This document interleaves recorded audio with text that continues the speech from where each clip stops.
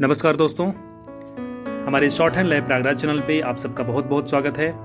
मैं आपको general dictation provide करूंगा जिसकी स्पीड होगी 100 से 110 वर्ड पर मिनट। 840 वर्ड की डिक्टेशन है। आप लोग रेडी हो जाएं। Start. The foreign exchange regulations act 1947 is a temporary act due to expire on the 31st December 2007. It was being extended every 5 years in the expectation of better times instead of being placed on a permanent footing straightway. India is still short of foreign exchange, and I see no reason why this act should not be extended without specifying a time limit. This object is sought to be achieved by deleting the duration clause from Section 1 of the Principal Act. While this is the main purpose of the bill, I have taken this opportunity to improve the working of the Act by bringing about certain other amendments. One such amendment relates to the enforcement of foreign exchange offences. As in the Sea Customs Act, my idea in the present bill is to create an adjudicating machinery to deal with some of the major offences arising out of the Foreign Exchange Regulations Act. The machinery of adjudication is detailed in clauses 16 and 17 of the bill, which provide for a director of enforcement of initial adjudication and an appellate board to hear cases of appeals against the orders of the director. The main reason for creating such a machinery is that we have not been particularly successful with the prosecution of offenders in the courts of law for various reasons. The chief hurdle in establishing a prima facie case in a court of law against the suspect is the want of missing links of documentary evidence and the difficulty in obtaining them from countries outside India. Invariably, the documents obtained from various sources furnish complete data, and further documents are required for establishing a prima facie case in a court.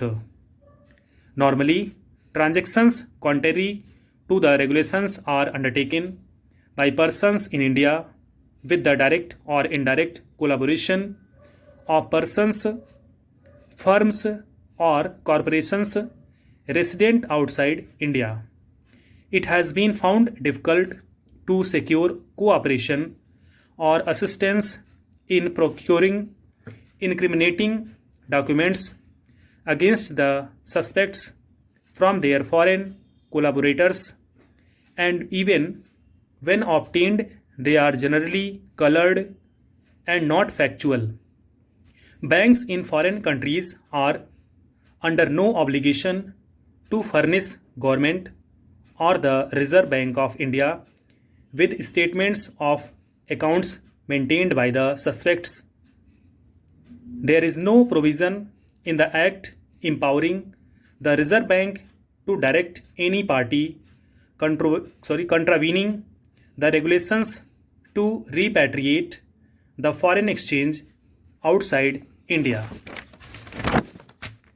In the absence of any other provision except prosecution, the enforcement authorities have been unable to take any action whatsoever in about 65% of their inquiries into the breaches of the Foreign Exchange Regulations Act. This is reflected in the figures of prosecution so far undertaken. Between 1989 and 1996, When the investigation and enforcement work was with the Reserve Bank of India, about 200 cases had been investigated other than gold smuggling cases. 66 cases were put in court, out of which 60 ended in conviction and the remaining 6 in acquittal. In the absence of any provision for adjudication, no action could be taken by the Reserve Bank in respect of 140 cases, as the Reserve Bank was unwilling to handle these cases on behalf of the central government, which the bank had done for about 7 years. An enforcement unit was created in the Department of Economic Affairs on the 1st of May 1996 under a director.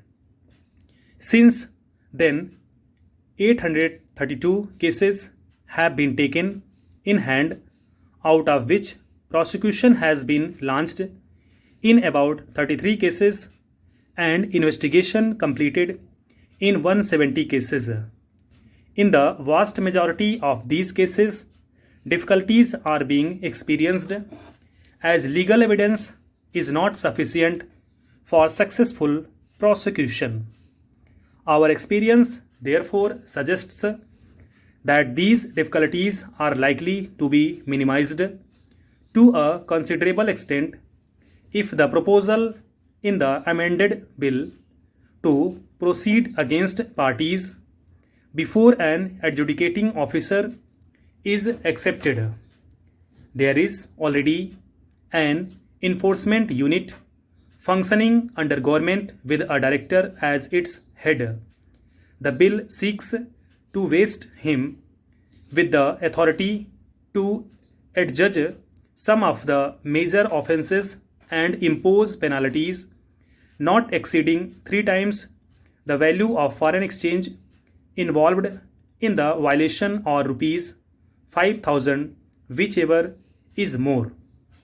If, however, after holding an inquiry, the director thinks that having regard to the gravity of the offence, a sentence of imprisonment is called for, he may launch a prosecution instead of dealing with the offence himself. An appeal would lie from his decision to an appellate board consisting of a chairman and another member to be appointed by the central government. This board will have both appellate and revisional powers. In clause 17 of the bill, it has been proposed that if any person fails to pay the penalty imposed by the director or the appellate board, he can be prosecuted in court. This has been suggested to make adjudication effective, particularly in respect of repatriation of foreign exchange. Full stop. Thank you so much.